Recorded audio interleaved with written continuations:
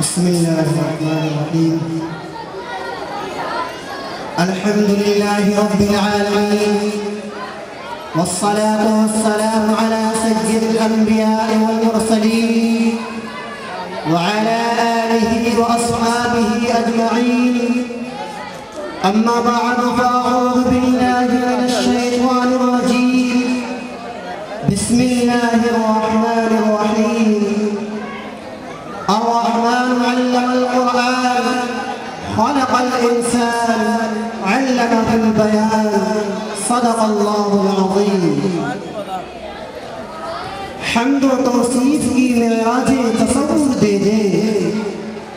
حمد و توصیف کی معراج تصور دے دے، میرے لفظوں کو معانی کا تاثر دے دے، فکر پاکیزہ کو لفظوں کا خزینہ دے دے، فکر پاکیزہ کو لفظوں کا خزینہ دے دے،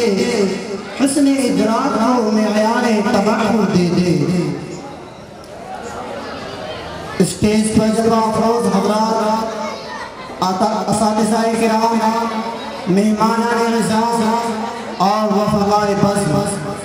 سب سے پہلے اس خدا بند جہاں کی بارگاہ عالی میں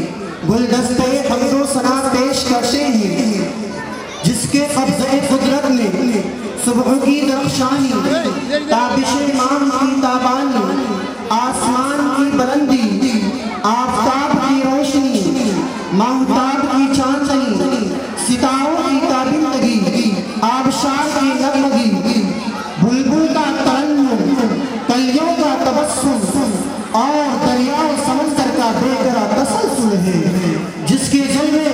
سپید سحر کی پرنور آنکھوں سے لے کر سرخی شام کی بوجھل پلکوں تک بکھرے ہوئے ہیں۔ الغرض نقش جس کا آیا آیا، نام جس کا روا روا، نقش جس کا آیا آیا، نام جس کا روا روا، مدح جس کی سخن سخن، وصف جس کا بیاں بیاں۔ اس کے بعد خود خدا بھی جس کو چاہے ذکر اس کا بھی کرے، خود خدا بھی جس کو چاہے ذکر اس کا بھی کرے، یعنی محبوب خدا صلی علیہ کی بات ہو۔ اس لیے ہم درود و سلام کا نذرانہ پیش کرتے ہیں اس رہبر کامل، سرور انبیاء، پیغمبر خوشنما، پیکر دلربا اور معلم اعظم صلی اللہ علیہ وسلم پر، جس کی تجلی ضیا سے نور بن کر چمکی تو سارے عالم پر چھا گئی، جس کی سوچ ایمانی اور روح پرور قیام ازلی میں حیات انسانی کے رگ و ریشے میں مقدس جذبات کی روح دوڑا دی، جس کے سینے کو عبد الجلال نے اپنی معرفت کے لیے کھول لیا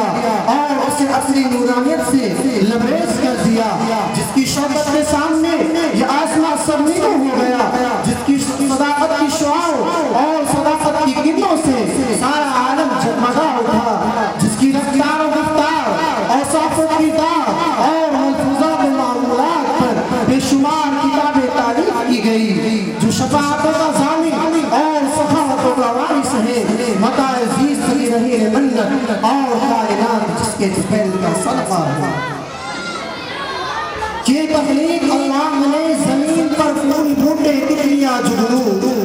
یہ تخلیق اللہ نے زمین پر پھول بوٹے تکلیاں جگنو، کہ آپ آئے تو رنگ و نور کی محفل سجائے آپ کی خاطر، کھلائے جا بغیر نرگس کے ڈھیروں پھول اس نے باغ ہستی میں، کھلائے جا بغیر نرگس کے ڈھیروں پھول اس نے باغ ہستی میں، خبر آئے کہ آپ آئے تو آنکھیں بچھائی آپ کی خاطر۔